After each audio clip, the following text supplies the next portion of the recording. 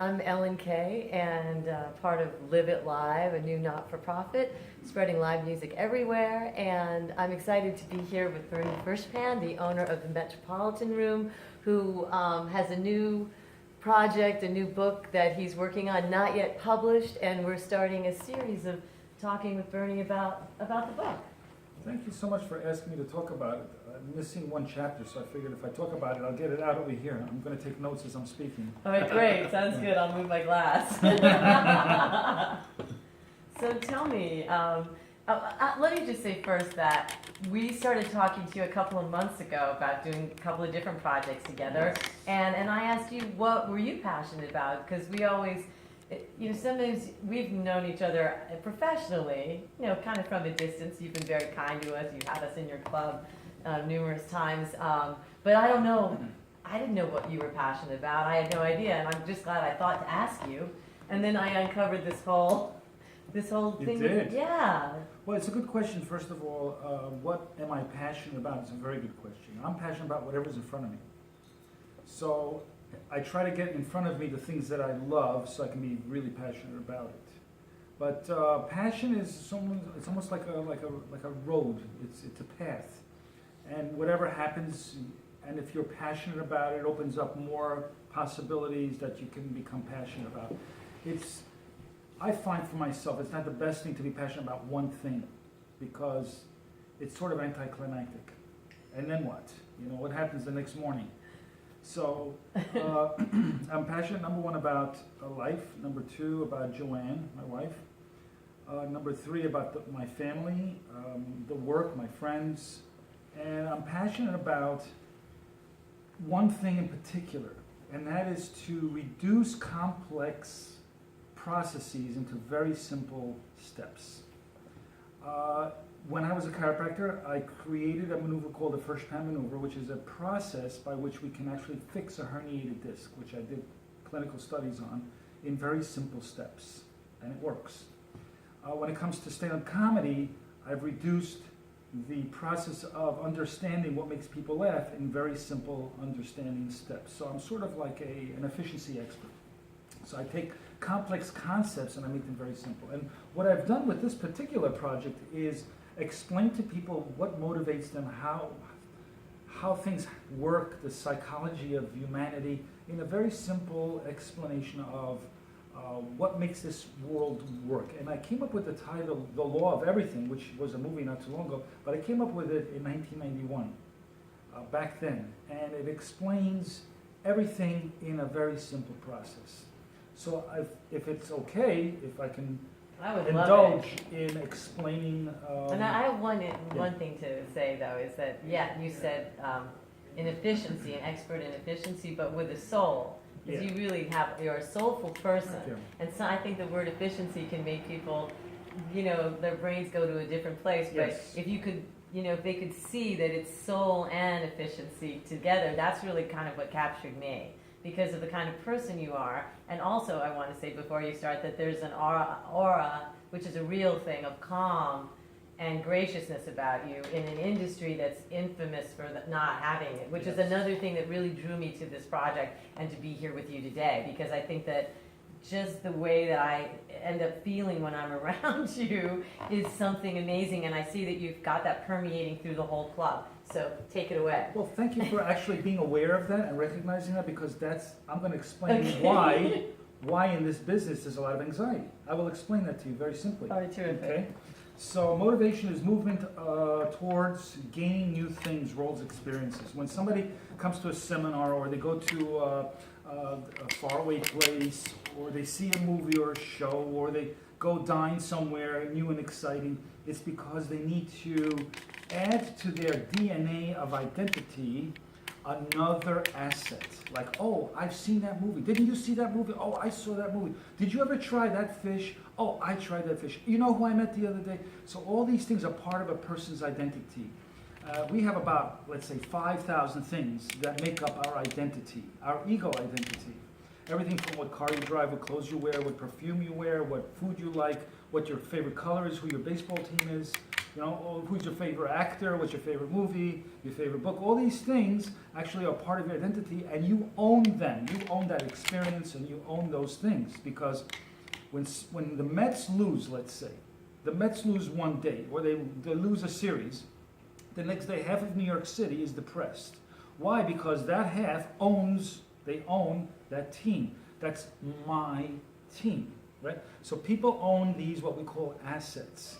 They own other assets, like I'm a New Yorker, I'm from Brooklyn, I'm an American, I'm a human being, I'm Jewish, I'm a doctor. All these things are part of our assets that create this identity that makes us very unique.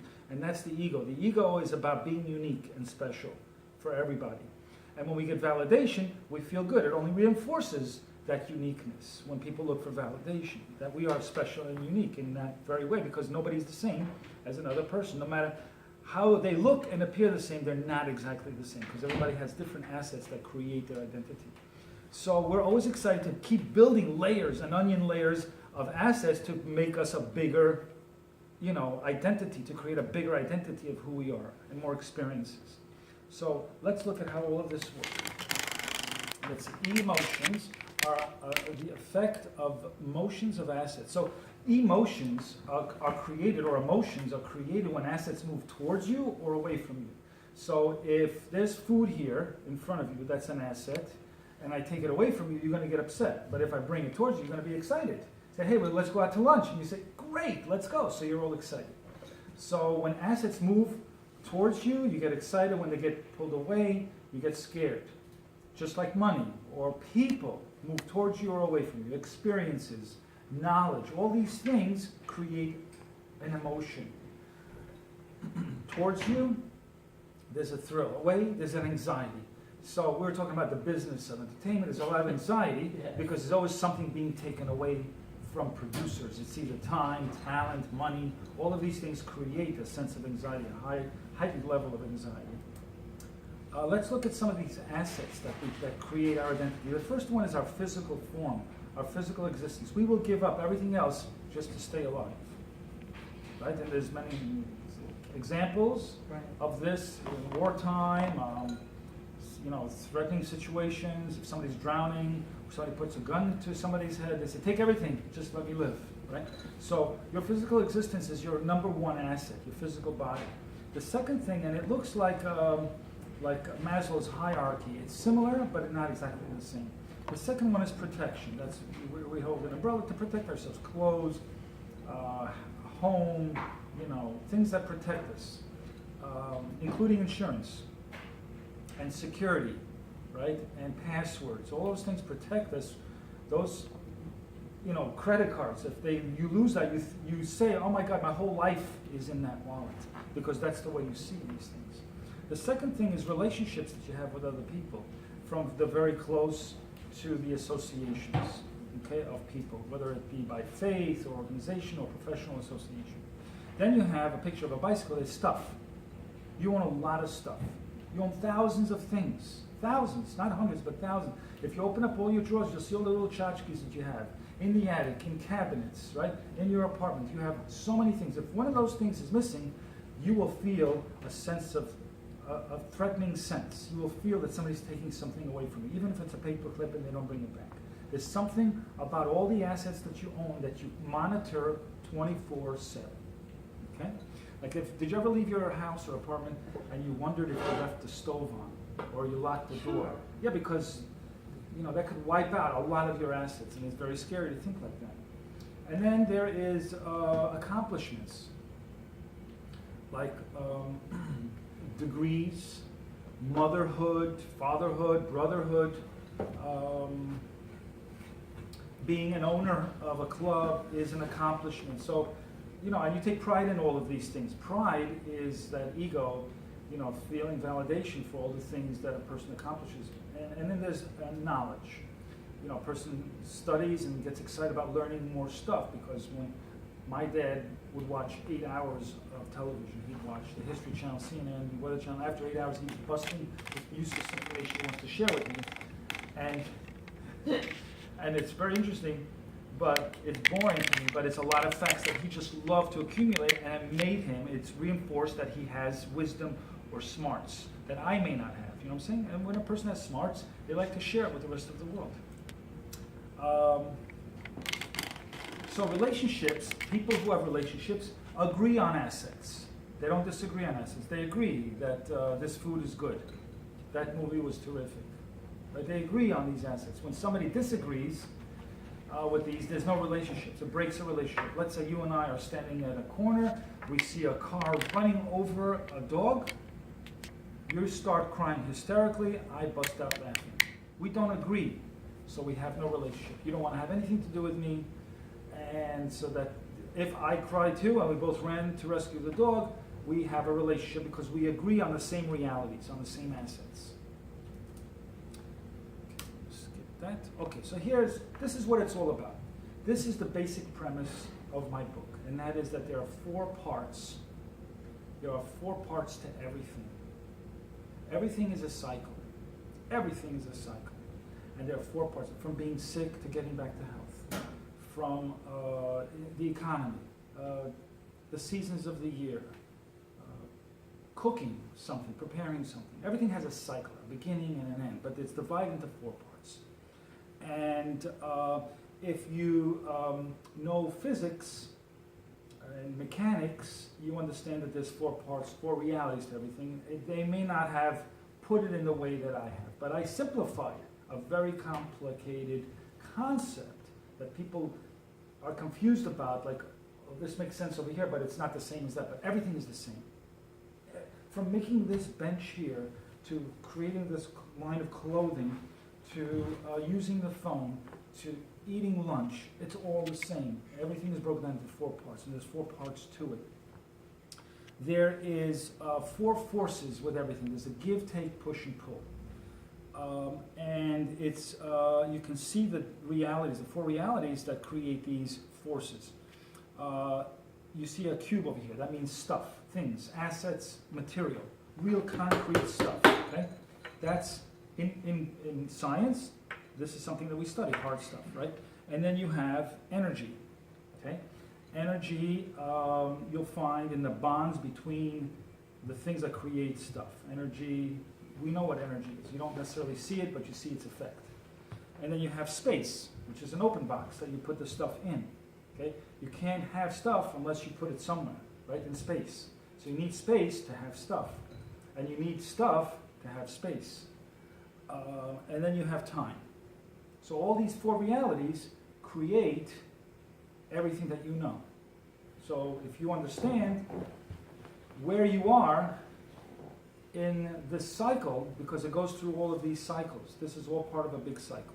Everything goes through these 4 phases. So when you have stuff, you're happy.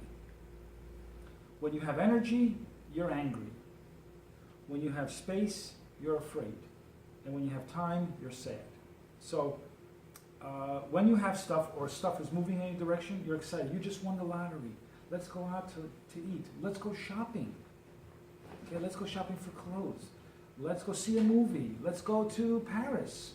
All these things are stuff that are moving in your direction. Okay, that's assets. When you have a lot of energy, by the way, these are opposites. Stuff and space are opposite. As you can see, this goes into that. And when you have energy, you have less time. You have more energy, less time.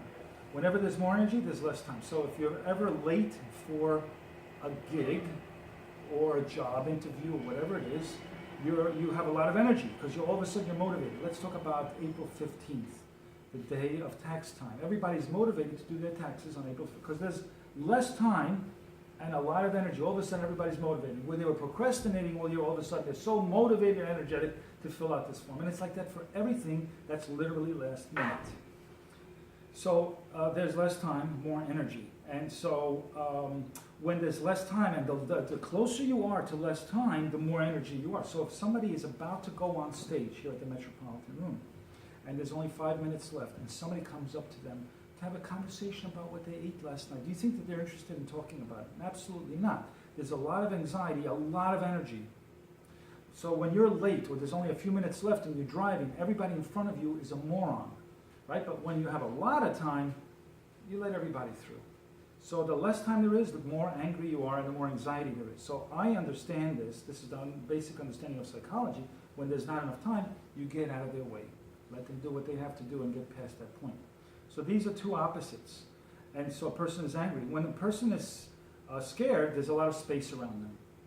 So if, let's say, somebody threatens to take your stuff away, I mean, you have all your assets, but somebody's going to take your assets away. If you're going to get an IRS audit, or anything where somebody threatens to take something away from you, it's scary. If you jump out of a plane without a parachute, that's pretty terrifying, right? Because you have nothing to hold on to. What do they do with children who are scared at night in the dark? They give them a teddy bear to hold on to. They give them an asset to hold on. It makes them feel secure. So when there's empty space around you, it's scary. So if somebody is over the top, zealous, and cocky, there's a level of confidence, and then it crosses a line where the confidence becomes cockiness. And then what you do is you take stuff away from them and it brings them right down to earth. It actually wakes them up because they thought that they owned everything, but they really don't. That's when a person's cocky. So you start taking stuff away from them. When a person has a lot of time on their hands, they're generally sad, depressed. So did you ever feel sad and you're laying down on the sofa and you got nothing to do and you look at the clock and you watch a little TV, and you look at the clock. Oh my God, that was only 2 minutes? It felt like hours, right? So when there's a lot of time, it makes you sad. When there's not enough time, it conjures up a lot of excitement and anger if somebody's in your way. Like, get out of my way. So this is how emotions are created, by these four realities.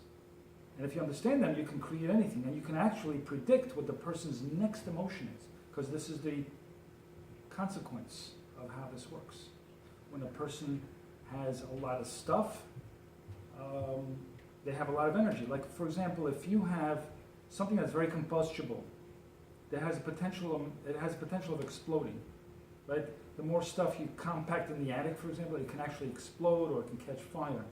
So it's got potential energy. And you need stuff to have potential energy. You need stuff, real raw material. So somebody threatens it, and they're about to take it away, and you're running out of time, you get angry real fast. And after they've taken it, well, you get angry real fast, but then they've taken it, or they're taking it, while in the process of taking it, you get scared, because now your box is becoming empty, from solid to empty, and now you go into depression, because now you realize that you lost whatever you lost, whether it's a car, a house, family, friends, spouse. So now you need time to heal, because time heals, and when time heals, you're sad. And sadness is not a bad thing. It's actually, you're back on your way up. When you're in sad phase, you're on your way back up. So let's look at some of the graphs. We'll get into some of the graphs here. I'm going to skip this. By the way, give, take, push, pull. I did mention that before. So let me use that in terms of the various realities that we were talking about, the physics realities. So give is when you're happy. When you're happy, you give. Your cup runneth over, you're generous. Like when somebody wins a lottery, all of a sudden they're giving their mother a house that they hated. A mother that they hated, they couldn't stand the week before, all of a sudden they're buying them a house. Okay? So when a person wins, like for example, after a show now, so here's the psychology after a performance, when somebody survived the show and it revalidated that they are good at performance and they didn't die, they didn't screw up on stage, they feel terrific, and everybody they see they love. Yo, thank you so much for coming out. I love you. You're so amazing. But before that, before the show, they said, shut up. I'm studying, right? I got 2 minutes to get on stage. And I'm sorry, I'm not usually like that. I was just anxious before the show. But once they feel that their assets have been reinforced, the assets of accomplishments, I'm a great artist. People love me. You know what I'm saying? I'm good at what I do. I know how to dress. I know how to put a show together. All of these things are reinforced. Now they give. Okay, so when a person's happy, they give. When the person's happy, because they won. When a person is angry, they take. So when you're angry, you take away from people. You don't have to take away physical stuff, but you can take away their pride, their dignity by insulting them. Whatever it is, you're taking from them because you're angry. You'll take back. And then when you're scared, you push. So like somebody wants you to try something and you're afraid, no. You push. You physically push. These are actual physical movements. You push back. Or you see something that might be dangerous over there down the block, you push away. So When you have a lot of stuff, you give extra, because you have the extra to give. And when you're angry, you take. Okay? And when you're scared, you push back. But when you're sad, you pull. So you go into a certain posture to pull people towards you, because you are now empty, the stuff is gone, you're sad. So you go into this posture, and you're pulling people around you so that people hug you and touch you and say, hey, what can I do to help you? So you're pulling people towards you. You don't push them away, you're actually pulling them towards you to rebuild, to heal, because time heals. So you're pulling people towards you so you can regain your validation as a human being, that you have some value.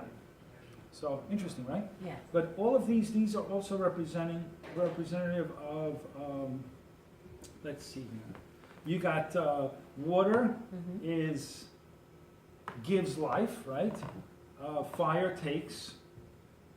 Push is air, right?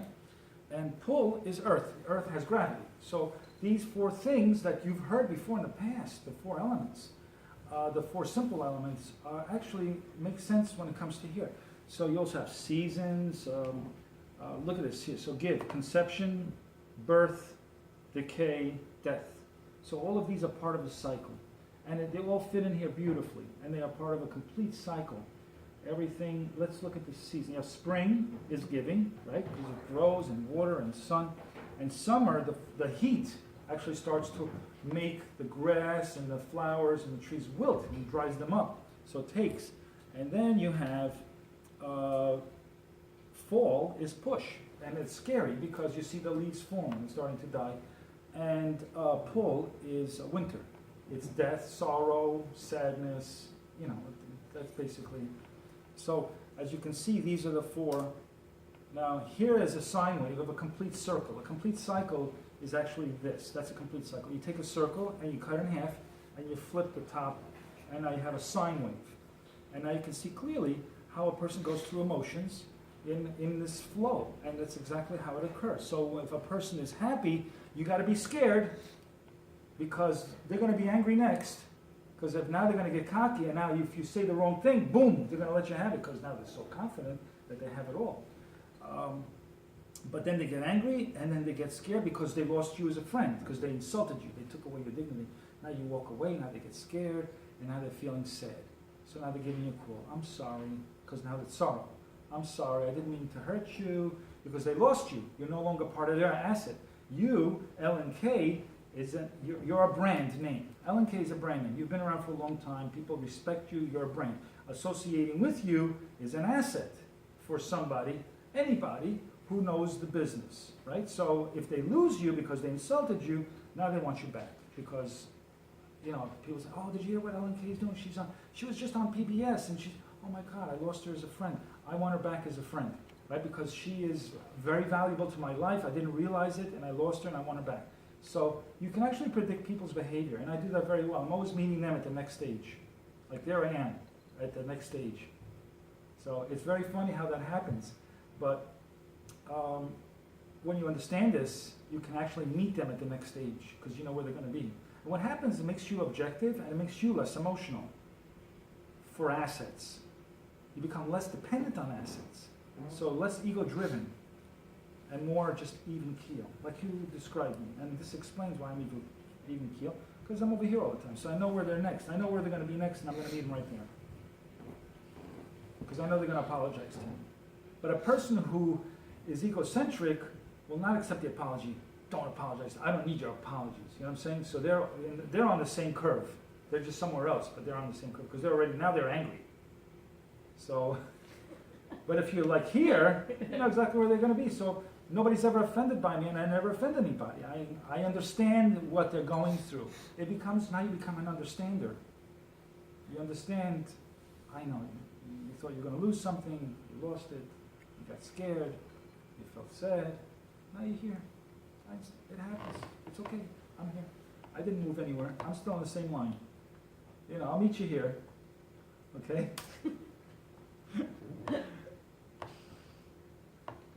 So here are the forces, give, take, push, pull. It all comes together. So now, what I did, I put these on another kind of a chart, and I created a helix. which looks like DNA. And I say, oh my God, this looks just like DNA. And then I'm working right now on comparing this to DNA structures because there's 4 amino acids in the strand, No, yeah. right? Yeah. So on a genome, Mm-hmm. okay. So, and somehow they're all associated, and I think they're associated with those particular meanings, but I'm not going to talk about it because I don't want to reveal that information yet. Okay. But each line here, as you can see, what I did was I take this and I move it, and I start moving them to the back of the line. Right. So it comes up to the front of the line, I move it to the back of the line. So it created this helix. And it's hard for me to explain this at this moment right now because I was in a different zone when I actually put this together. Yeah, okay. But you can see clearly that when there is more time, Mm-hmm. there's less energy. So you're not motivated when you have all the time in the world to get something done, right? There's no energy when it comes to it. You got till next year to do your thing, so, why sweat it? You won't do it today, you'll start maybe tomorrow. But if the deadline is tomorrow, you're working on it now. So time has a lot to do with energy. So if you want to motivate somebody, and that's what marketing agencies do, they don't even know why they do it, but they know it works. Like, time's running out, buy your tickets today. Oh, time's running out, let's hurry up before we lose the opportunity.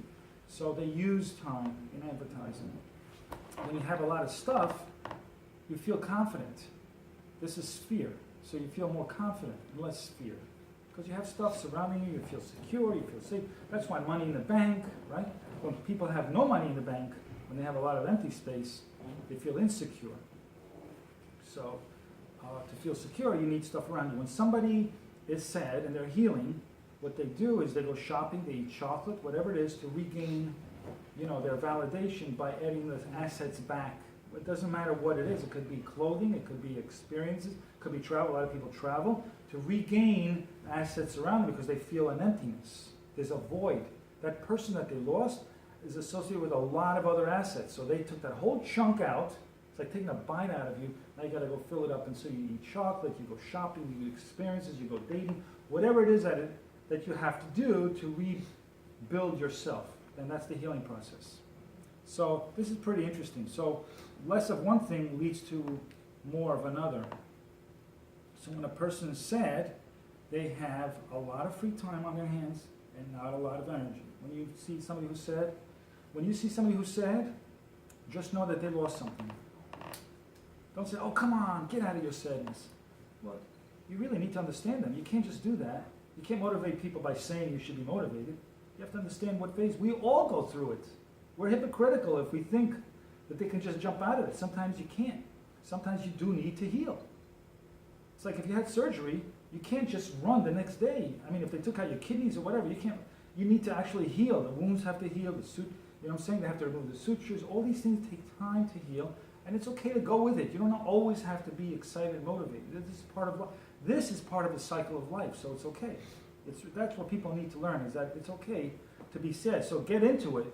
Really, look for things to complement and to fill in the gap, and then you'll be back to yourself before you know it. So when you're sad, you have a lot of time and not enough energy. When you feel happy, you have a lot of stuff, a lot of assets, and not a lot of space to put it in. You know what I'm saying? Like when you have a lot of tchotchkes all over the place, you bring your friends over, look at all these tchotchkes, I got posters of where I've been, places I've been, you know what I'm saying? So things that I own, people like that. When you allow these things to control you, the assets, then you're on a roller coaster, on an ego roller coaster. When you keep it level, you know that you're going to win some, you're going to lose some. They're going to come and they're going to go. These assets come and they go. Nothing is forever. Even this business of mine, this is fun. I'm having a blast, but I know it's temporary and it's fun. I'm not taking myself too seriously. I take what I do seriously because I have to. It's part of business. But I know that, it's just another phase in my life. And there's other things. That's why I don't have one passion. The passions come to me on my path through life. So I don't like to lock myself and feel secure that I have to have one thing that I desire. It's whatever happens to me. I enjoy whatever it is that comes my way. So let's go to the next slide. This is something I've been working on that's in my book, and that is Einstein's theory of relativity. And his theory I validated with my system. that he is correct. I had to, make sure it actually works with my system, and my system actually takes his theory to the next level. So he only has 3 elements in his theory, and I have all 4. So he has energy, mass, which is stuff, matter, and the speed of light. So in space. So he combines space and time together. It's the space-time continuum, and I do the same thing with mass and energy continuum. So I put the 2 together and they actually equal each other. So it actually takes his theory to the next level. That makes sense. So okay, so if let's say you have a person who's like on an emotional roller coaster and you're on the same emotional roller coaster, it will explode. It doesn't help the situation, and it makes it explosive. That's why people don't get along, is because they do the same thing together. If you're upset and I'm upset, now we're going to have a major upset. But if you're upset and I apologize, that neutralizes the situation. So because anger and sorrow complement each other, they're the opposite on the graph. They're complete opposite on the graph. So when you put them together, +1 and -1 equals 0, it resolves it. So if you're angry and I don't apologize, but if I apologize, you feel, okay, you got it, and that neutralizes the situation. And I'm okay with it too. But when you're both angry and we're both right, then you have an explosive situation. But if you see, these are the opposites. So if you take this and this, it neutralizes it. Okay. All right, that kind of explains a little bit more. Anytime a person crosses the line, it's a pathology. So when you're confident that you have stuff, you're secure. But when you cross the line into pathology, now you are arrogant or cocky or a terrorist, right? Because you think you own the world and you have the right to do whatever you want. So that's when they cross the line. When they cross the line on the bottom here, it's deep depression or clinical depression. Over here, you're allowed to be sad. That doesn't mean you're depressed. Okay, we confuse the two. Sadness is normal when you lose something. Animals are sad. Mammals are sad when they lose a loved one. They cry. So, did you ever see that video on YouTube where the dog was crying on its owner's grave? No, I never saw it. Oh, it is the most heart-wrenching video I've ever seen. You have to see it. And you see a lot of animals crying and for their, No, I know. owners. I've seen it on all kinds of nature shows. Right. So the sadness is okay. Depression, deep depression or clinical depression, is when you cross that line. So it becomes pathological. Now you need treatment.